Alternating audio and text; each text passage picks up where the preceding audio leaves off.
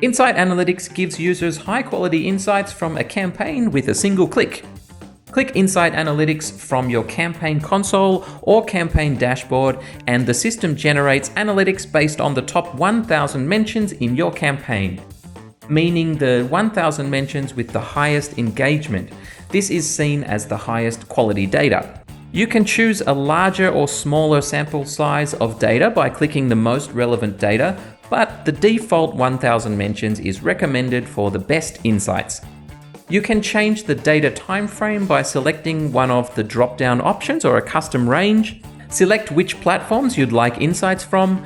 Choose between mentions, comments, or both. Select keyword sets to focus on or more filters including language, tags, and even enter specific keywords. Make sure to click Analyze after making any changes. The Insight Overall view shows a summary of the insights with questions and mentions category, and click Content Feed to see all the mentions in a feed. Gender uses AI to give mentions by gender orientation.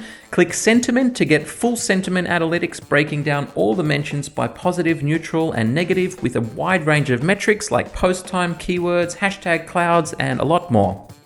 Questions Analytics breaks down all the questions into specific question types with detailed metrics and graphs, which you can click to explore. Mentions category breaks down mentions into complaints, requests, suggestions, and so on, with plenty more details below.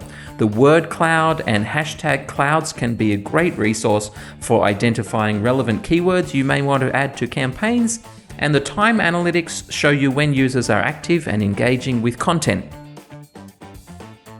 Clicking on the Insight console allows you to browse, filter, and search all the mentions by keyword, by time, by platform, and so on.